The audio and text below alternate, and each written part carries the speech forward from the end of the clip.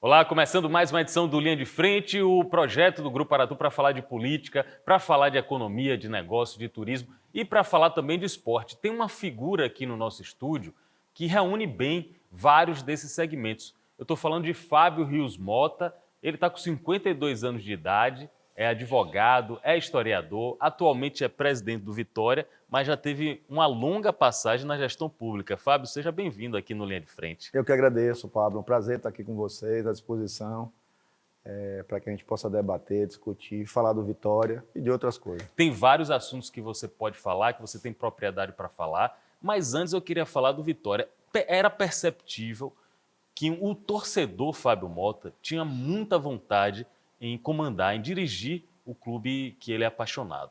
De lá para cá, com a experiência que você tem de mais de praticamente um ano no cargo. 1 ano e 8 meses. 1 ano e 8 meses. Você acha que foi melhor, foi pior, foi igual ao que você esperava? Como tem sido essa experiência? Bom, na verdade, eu tinha um sonho de ser presidente do Vitória, essa é a grande verdade, nunca escondi de ninguém. Acho que é um sonho realizado. O que eu não esperava é que ia pegar o Vitória no pior momento da sua história. Pior momento em quê? Financeiro, do futebol? Tudo. Peguei o Vitória na Série C, certo? Complicadíssimo do ponto de vista do futebol. Vitória esfacelado, certo? Devendo a 2 pessoas, a Deus e o mundo. Só de transferban, para que o telespectador entenda, transferban é a punição que a FIFA dá quando você contrata jogadores de outros países e você não paga, você acaba ficando sem inscrever jogadores. Só de transferban a gente pagou 11 milhões e 300, Boca Juniors, Universidade Católica e por aí vai, para botar o time em campo. Então, nós assumimos um clube onde você tinha o basquete desativado, o remo desativado e o futebol feminino também, tinha acabado praticamente. Estava na Série C do Campeonato Brasileiro, devendo 117 milhões de INSS, de FGTS e de imposto de renda, devendo 38 milhões de trabalhista, devendo imposto municipal, estadual, Banco Central. Então, quanto é que custa o ano do Vitória? Quanto é? 65 milhões é quanto custa o ano do Vitória. Vocês... Mas o problema não é o ano que a gente conseguiu equilibrar o ano. O problema são as dívidas para trás. Certo. Porque além de você pagar o ano corrente, você tem que ir sanando, porque senão você não consegue trabalhar. Não, você tem conta bloqueada quase todos os dias. Se você não tem fornecedor, não tem crédito. Nada, e o jogador não vem, porque eu assumi o clube, tinha 4 meses de salário atrasado de jogador, 5 meses de funcionário. O Vitória que tem uma tradição forte na base, estava com a base do sub-14 ao sub-20, com as bolsas dos meninos que trabalham na base, que é como se fosse uma bolsa para você ir e voltar, uma ajuda de custo com 5 meses sem pagar. Certo? Os campos do profissional completamente destruídos, não tinha como... A fisiologia, a fisioterapia, quando eu assumi, os fisioterapeutas médicos me chamaram e disseram o seguinte, não contrata ninguém, porque hoje a gente não tem equipamento, não tem nada para conseguir recuperar os jogadores. Então, o que a gente tem feito no Vitória nesse ano e 8 meses é a reconstrução do clube como um todo. Quem está falando aqui, o presidente do Vitória que está falando há 1 ano e 8 meses, quando ele coloca, eu nem conversei com ele antes sobre isso, quando ele coloca que está reestruturando passivos do passado, você está fazendo um trabalho de formiguinha para tapar um buraco. Lógico que quem tapa um buraco depois quer usufruir desses frutos. Você, então, pretende ficar presidente do Vitória por um bom tempo, não é isso? Meu mandato são de 3 anos. Meu mandato mesmo começou em janeiro. Então, eu tenho mais 2 anos e meio de mandato como presidente do Vitória. Eu assumi o clube, eu era o presidente do Conselho Deliberativo. Teve o afastamento do presidente, o vice renunciou, eu tive que assumir. Fiquei aí um período de mais ou menos 1 ano como presidente interino do clube. Teve a eleição, eu fiz a loucura de me candidatar, tive 70% dos votos, e aí sim assumi o meu mandato a partir de janeiro. Então, é uma reconstrução, a reconfiguração do Vitória no cenário nacional. Minha pergunta sendo feita de outra forma. Você vai cumprir 3 anos de mandato. Sim. Você... provavelmente, pelo que você está falando, vai deixar o Vitória saneado. Essa é a ideia. Ou você passa para uma pessoa de muita confiança ou você continua para usufruir disso. Bom, primeira missão foi sair da Série C para a Série B. Nós conseguimos o ano passado, uma missão muito difícil. Nós levamos para o clube mais de 15 ou 16 patrocinadores, saneamos as dívidas, parcelamos aquela dívida de 117 milhões, aderimos ao PES, aquela dívida virou 59 milhões, parcelamos aquilo 200 vezes. Fizemos um acordo da Justiça do Trabalho com os credores, hoje a gente paga 167 mil, a Justiça do Trabalho não bloqueia mais, parcelamos o ICMS, tiramos todas as certidões do clube e agora a gente está negociando com o Banco Central uma dívida de 10 milhões para que a gente possa sair também do Cadim e buscar novos horizontes. Ou seja, nós ajustamos a parte fiscal, porque o futebol brasileiro vai mudar muito. E como programa de negócio, é bom a gente debater isso aqui. As ligas estão chegando. Sim. Então esse modelo antigo, arcaico, vai deixar de existir. Quem vai comercializar agora a TV, quem vai comercializar a publicidade serão os próprios clubes. E o Vitória aderiu à Libra, que é a liga onde está Flamengo, Vasco, Botafogo, Palmeiras, Corinthians, os maiores clubes do Brasil.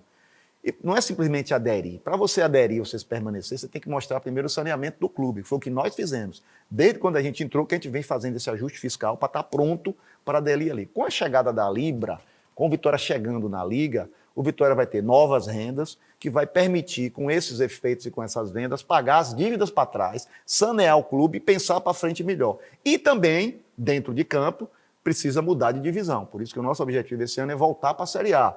É uma luta que não é fácil, mas a gente está aí a largada foi no G4, boa. certo? Nesse exato momento a gente está na vice-liderança, nós estamos aí no G4 e a gente pretende permanecer no G4 até o fim para voltar para a Série A. Aí você sai de 8 milhões, que você tem uma cota de TV da Série B, para 100 milhões na Série A.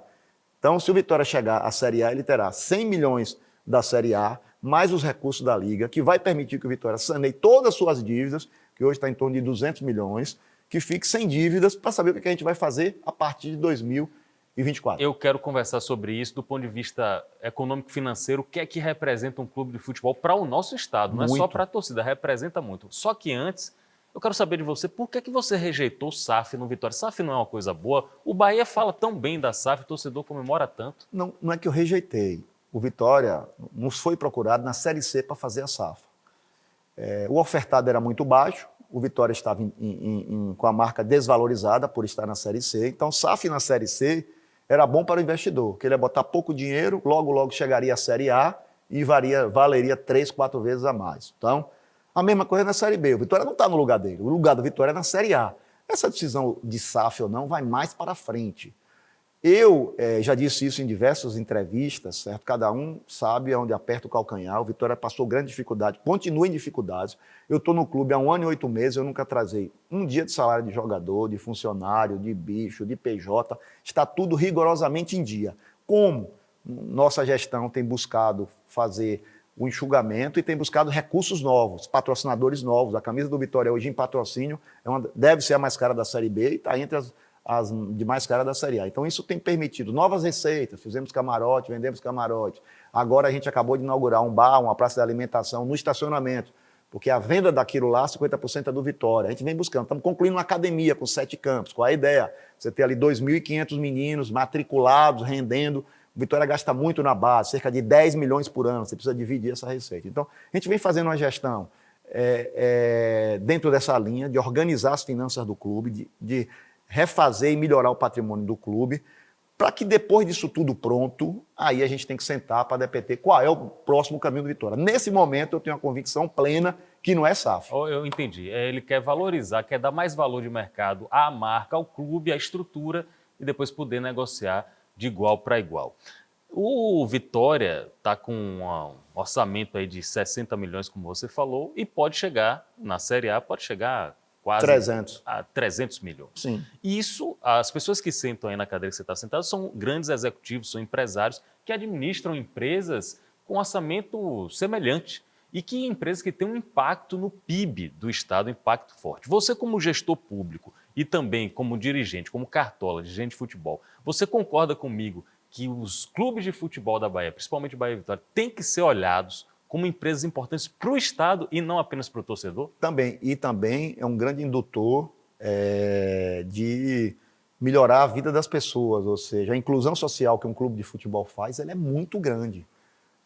Vou te dar um exemplo, Vitória e Criciúma, a gente tinha cerca de 30 mil pessoas no estádio. A quantidade de vendedores ambulantes que tinham dentro do estádio, fora do estádio, de diversas, não é só de bebida, de espetinho, de camisa, de lenço, de toalha. Então, você tem mais de 1.000 pessoas ambulantes que estão vinculadas ao negócio futebol. Você tem a cerveja que é vendida, que é ICMS, vai direto para o governo do estado, certo? Você tem a venda de produtos de camisa na própria loja do clube, vendas fora. Enfim, na verdade, o futebol ele transforma, ele cria uma inclusão social. E por detrás de um clube de futebol, você tem uma outra gama, você tem os funcionários, você tem a divisão de base. O clube que veio jogar aqui ficou num hotel pelo menos 2 diárias na cidade de Salvador, ocupou um hotel de 2 diárias, uma delegação de mais de 40 pessoas, certo? E isso no boca a boca também, o destino turístico, ele acaba sendo divulgado, que as pessoas vêm, dá tempo. Então, O negócio do futebol é muito bom para o Estado você ter os clubes na Fortes. Série A e fortes, Isso aí. certo? E acontece isso muito se você chegar, por exemplo, em Alagoas, se você chegar hoje em Pernambuco, no Ceará, o grande patrocinador desse clube ainda é o Estado, os estados que divulgam. Nós estamos buscando essa mesma coisa na Bahia, já tivemos essa conversa com o governador e a gente está muito esperançoso que aconteça isso também aqui nos clubes da Bahia. O outro não precisa, porque virou City lá, não precisa de dinheiro, mas o Vitória precisa. Você não tem isso, você fala o nome do Bahia. O Bahia não está precisando mais de dinheiro, de ajuda do governo, nem nada? Não precisa nem do governo, nem da prefeitura, de nada. Então, trilhou um caminho que ele achou que era o melhor para ele, certo? Que siga lá. O governador da Bahia, Jerônimo, voltou a ser... A Bahia voltou a ter um governador que é torcedor do Vitória. Sim, né? Depois de muito tempo. Depois de muito tempo. Eu acho que o prefeito da cidade também é Vitória. O prefeito Bruno Reis é Vitória. Sim. Olha aí que comandante da polícia também é Vitória. Aí, o cara vai citar o presidente Lula também é Vitória. Eu vou ficar o dia todo. Lula declarou que é Vitória aqui na Bahia. Sua relação com o Jerônimo, eu vejo ele muito empolgado quando ele vai no Barradão. Empolgado como torcedor e empolgado como gestor. Mas vocês não são do mesmo grupo político. Como é que está essa relação? Eu sou presidente de uma instituição, que é maior do que qualquer político, é maior do que eu, do que o governador, de todo mundo. Uma instituição que tem 25 mil sócios, que tem mais de 3 milhões e meio de torcedores. Isso que está dizendo não sou eu, são as pesquisas, é o PPV da Globo. E eu tenho a obrigação, como presidente da instituição, de ter relação com todos os entes federativos. Independentemente de política, de posição política, uma coisa não tem nada a ver com outra. Então, o governador teve 2 vezes no estado Manuel Barradas, como torcedor do clube, nós recebemos.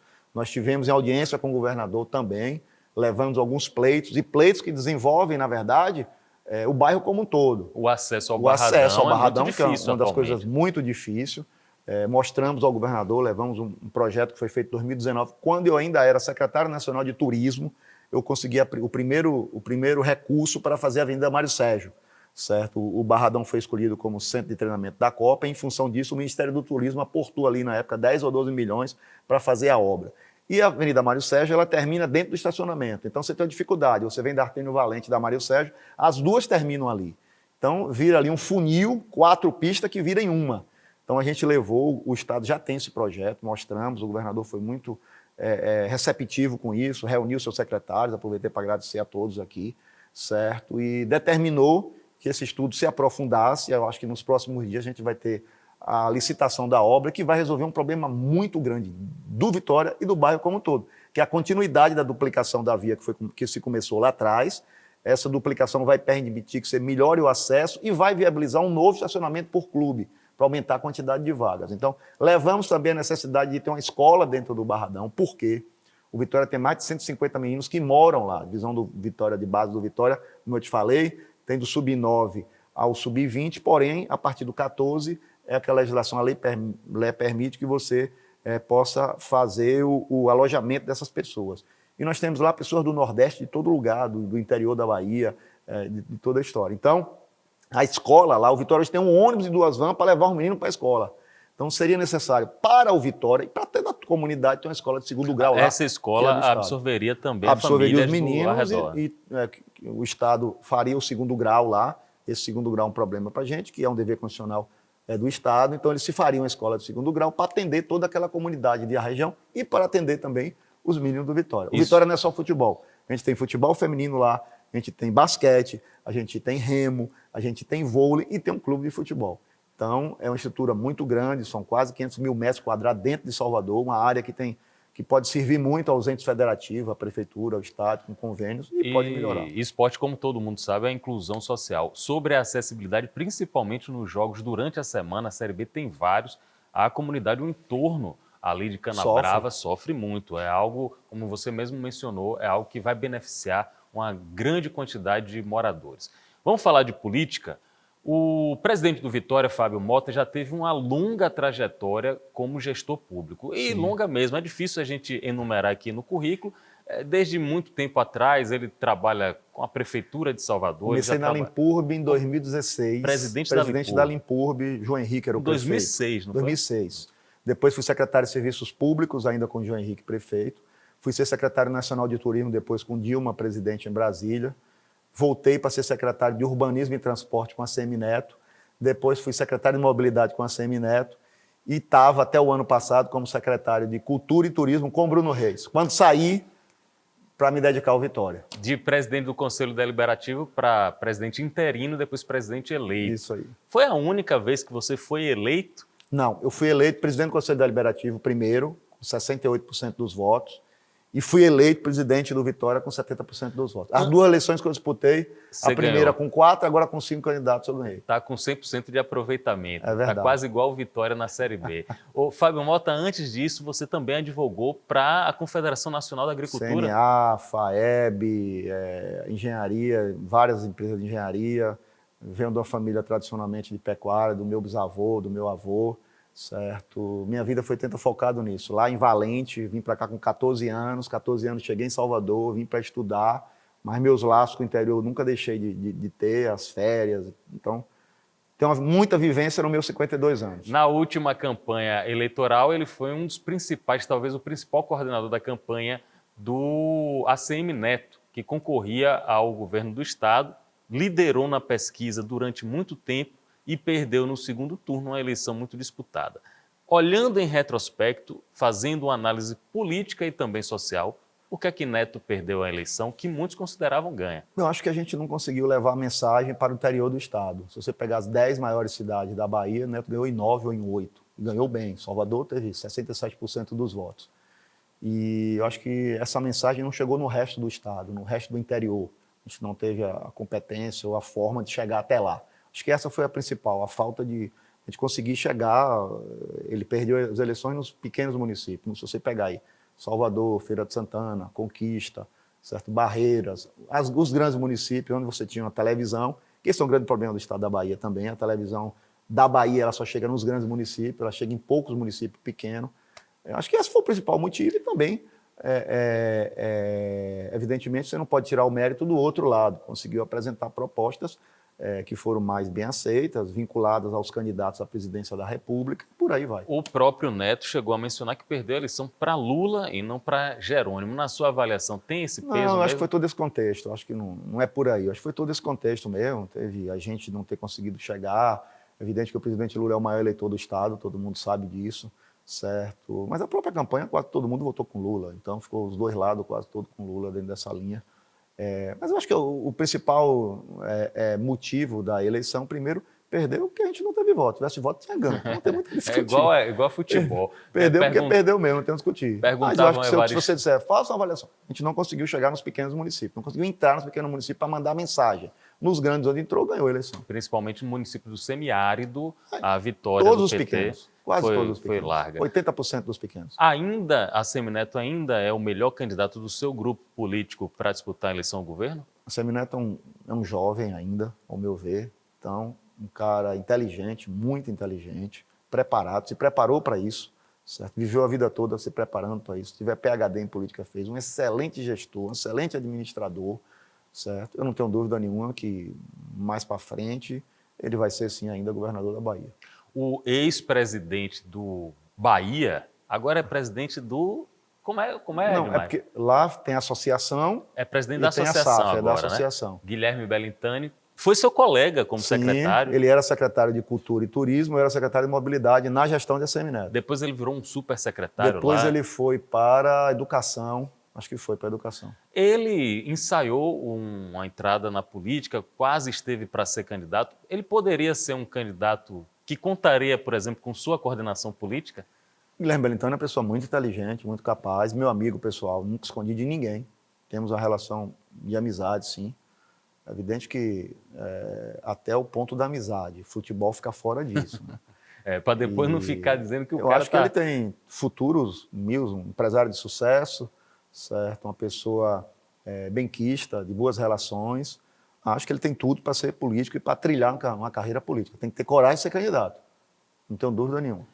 Coragem, porque perder uma eleição deve ser muito difícil, né, Fábio? Eu disputei duas, não perdi ainda. Ainda não sabe como é o sabor. Eu não sei como é.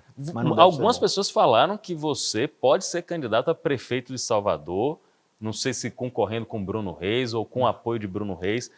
Você não tem essa expectativa, você é político de carreira. Eu nunca tive essa expectativa. Veja que eu poderia ter sido candidato a vereador, nunca fui, a deputado estadual, federal, nunca passou pela minha cabeça ser candidato dentro dessa linha. Então, eu sempre estive próximo no intuito dos grupos, de melhorar a vida das pessoas, fui secretário, acho que poucas pessoas conhecem Salvador como eu conheço, passei por tantas pastas em Salvador, certo? Conheço bem a cidade, mas essa fase de política na minha vida passou. Passou no dia que eu tomei a decisão de sair da Secretaria de Cultura e Turismo e me dedicar exclusivamente ao Vitória. Hoje eu uso o meu conhecimento, a minha relação, para tentar viabilizar o projeto do Vitória, que não é fácil. Uma instituição centenária, certo? Veja que o Vitória voltou a ter voz nacionalmente. Nós fomos o primeiro time do Nordeste a entrar na Libra. Graças a Deus estamos lá sendo hoje atores importantes dentro da Libra. Passamos a debater na Copa do Nordeste. Voltamos para a Copa do Nordeste, que estávamos fora da Copa do Nordeste, certo? Temos voz ativa na CBF, na representação do clube da Série B. Então o Vitória passou a ser respeitado. E para isso você precisa de uma série. Para ser presidente do Vitória hoje não é só simplesmente ser presidente por vaidade. Você tem que ter relação institucional com todos os órgãos diante da coisa, com a sociedade civil, buscar as parcerias que você construiu ao longo da vida. Isso tudo que eu falei para você aqui, a gente construiu um mini estádio, um prédio novo para a base, um prédio administrativo e de camarote. Estamos fazendo 7 campos de academia, reformamos os campos. Sem o Vitória gastar um centavo, porque o Vitória não tem R$1. Tudo isso com as articulações, com as amizades que a gente constituiu durante a vida e que a gente está usando nesse momento para tirar o Vitória desse problema. Então, não é fácil. A maior missão, se você me perguntar, você foi secretário nacional de turismo? Fui. Tinha 9 bilhões de orçamento? Fui. Mas ser presidente do Vitória é um desafio muito maior do que ter 9.500 obras que eu tinha no turismo. É muito maior do que todos os desafios que eu tive na minha vida. Quando você fala que é muito difícil ser presidente do Vitória, de um clube como Vitória, me vem à cabeça, um tempinho atrás, alguns meses atrás, março, me parece que foi um momento mais crítico da sua gestão, mas principalmente em você, seu lado pessoal. A gente conhece você, um cara alegre, um cara disposto, um cara com energia, mas as imagens que eu vi suas em março foi de um homem abatido, triste, eu diria até uma pessoa deprimida. Ameaças contra você, contra a sua família. Como foi aquele momento? Não, aí vai saber quem tem família. Primeiro, deixar claro que não foi a torcida do Vitória. Eu entreguei a polícia está aí já sabe quem é, já identificou. Quero dizer que a torcida do Vitória é que me motiva a ser presidente até hoje, certo? A torcida do Vitória sempre me apoiou, sempre entendeu o trabalho que eu estou fazendo nas ruas, nas redes sociais. Eu posso dizer que eu tenho o apoio da torcida do Vitória. Evidente que eu não tenho 100% da torcida, porque ninguém consegue isso, mas a grande maioria da torcida do Vitória está solidária com o nosso projeto de reconstrução do clube. Um momento difícil, quem tem família vai entender isso. Eu recebi uma ameaça de morte, não contra mim, mas contra meu filho, certo? A foto de meu filho e por aí vai. Uma coisa muito triste, que aí quando envolve família você sabe que é isso. Aí é a única forma que tem. Primeiro amor à família, primeiro amor a Deus, depois a família, depois ao resto. E isso me fez que repensasse o meu projeto, evidentemente, que eu não ia expor meus filhos sem querer ir para a escola, sem querer sair na rua, eu não ia expor a minha família, chegar no denominador disso. Fui à polícia, prestei a queixa, por sinal agradecer aqui a Secretaria de Segurança Pública, que deu todo o apoio, certo? Que identificou e que está aí entregue e que eles estão fazendo o trabalho dele. Então, você chegou a dizer que iria renunciar, sim, que não ia... eu não ia colocar o que foi que fez você mudar a sua cabeça, reverter essa decisão? Primeiro, uma ação da polícia, que foi a fundo no caso e está aí para resolver de vez. E segundo, as pessoas, a torcida, os funcionários, certo? E primeiro, a segurança da minha família. Eu senti que minha família estava segura, certo? E que eu não ia... E você sabe que por detrás do negócio desse tem várias e várias coisas, não é? Pode estar ligadas a isso aí. Você acha que ainda vai surgir, depois dessa apuração completa, vai surgir para a opinião pública o que estava por trás, por exemplo, interesse político? Pronto, então tem uma série de coisas que pode ter acontecido. Rivais, adversários, tanto da política quanto do clube. A política, acho que não tem. O que eu posso dizer para você é que não tem nada a ver com a torcida do Vitória. Isso 100% não foi a torcida que fez isso. Um ou dois indivíduos isolados que fizeram e que vão ter que se explicar porque fizeram. O que é que você acha sobre eleição direta no clube de futebol? Porque eu já ouvi uma entrevista de Alex Portela, que inclusive me pareceu até uma coisa coerente a lógica dele. Ele falou que quando não era eleição direta, um grupo de famílias bancava, sustentava esse clube. Agora, com eleição direta, poucas pessoas têm interesse em sustentar. Quais os prós e contras? Eu discordo de Alex nisso aí. Eu fui o maior defensor da eleição direta do Vitória, batalhei muito por isso. E se eu sou presidente do Vitória hoje é porque teve eleição direta. Porque eu não tenho pai conselheiro, sobrinho, tio, não tenho ninguém da relação política do Vitória. Você não botou dinheiro no Vitória? Eu me elegi primeiro presidente do Conselho Deliberativo pelo voto do sócio, que me viabilizou ser presidente do Conselho Deliberativo, e me elegi presidente do Vitória pelo voto do sócio. Então, eu sou a prova viva de alguém que saiu da arquibancada para estar presidente do Vitória. Eu sou torcedor do Vitória que estou presidente. Ou seja, eu não sou um profissional, um dirigente profissional que se viabilizou para ser presidente do Vitória por indicação de A ou de B. Se eu estou aqui, estou pelo voto direto do torcedor e do sócio-torcedor do Vitória. Então, eu sou a prova viva que a eleição direta dá certo, sim. Agora, é evidente que, como qualquer eleição, você tem que saber as escolhas na hora de fazer. Certo? A eleição do clube, você está entregando o destino do clube por 3 anos. Você tem que analisar o futebol, ok, é a vala, mas tem que analisar todo o resto, o retrospectivo, a vida de cada um. Certo? Não dá para você eleger alguém que precisa do clube para sobreviver, porque o clube está precisando de muita gente para poder sobreviver. Então, eu sou totalmente a favor da eleição direta, batalhei muito tempo por eleição direta. Eu acho que a alternância de poder ela é muito importante no clube de futebol, porque você oxigena, não é só uma cabeça, não é. Quando não tem eleição direta, você vira por indicação. Hoje é Pablo, amanhã é Fábio, depois é José, depois João, mas todo mundo da mesma corrente. É muito bom você ter debate de ideias, é muito bom você ter conselhos deliberativos e conselhos fiscais de várias correntes para poder debater, que não tem o que esconder, não tem por que ter essas dificuldades, entendeu? Então, eu sou totalmente a favor da eleição direta. Agora, eu quero fazer uma pergunta antes de terminar. A gente está conversando com o Fábio Rios Mota, presidente do Vitória. Como ele falou, está presidente do Vitória, mas continua como advogado, como historiador. Tem uma visão de mundo ampla, muito além de ser apenas um cartola. Eu confesso que eu sinto uma preocupação quando eu vejo o tamanho da ingerência de empresas de apostas esportivas no futebol brasileiro. Basta a gente olhar qualquer transmissão esportiva. No intervalo comercial da transmissão tem 3 ou 4 concorrentes. No intervalo eu nunca vi isso. Dentro do estádio tem 8 ou 9 empresas anunciando. E agora chegaram as denúncias de que jogadores, e talvez até em algum momento árbitros e treinadores, estejam envolvidos em falcatrua.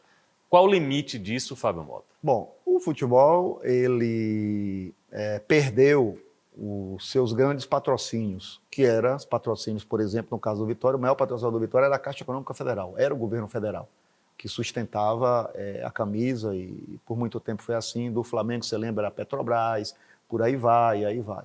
Então, se fechou o leque. O futebol é uma coisa cara, certo? Diz para você, o Vitória precisa de 5 milhões todo mês para sobreviver. Não é só para pagar jogador, para pagar estrutura, parcelamento de débito, por aí vai. E você teve as casas de aposta, viram esse vácuo, certo? Entraram no país, está aí, não é nada irregular. Por sinal, agora está se querendo até melhorar essa normatização, que tem que se melhorar mesmo. Hoje, o maior patrocínio de todas as equipes de futebol, da Série C à Série A, é das casas de aposta. Se você tirar hoje o patrocínio das casas de aposta dos clubes que não são SAF, você inviabiliza boa parte dos clubes de futebol do Brasil. Então, hoje existe uma dependência muito grande, certo? Não é exagerado do isso, não é patrocínio perigoso master, isso? Do patrocínio master, hoje tem uma dependência muito grande do patrocínio master nas camisas. Vou lhe dar um número aí, eu acho que dos clubes da Série B todos têm, da Série A também acho que todos têm. O negócio da casa de aposta é vinculado muito ao futebol, mas a outras coisas. Se abriu um caminho dentro dessa linha. Agora, é evidente que tudo isso tem que ser disciplinado, certo? Tem que ser vigiado. Eu acho que essa questão aí é grave, dessas denúncias, tem que ir até o fundo, banir quem se envolveu nisso, para dar exemplo. Agora vai estar dando exemplo.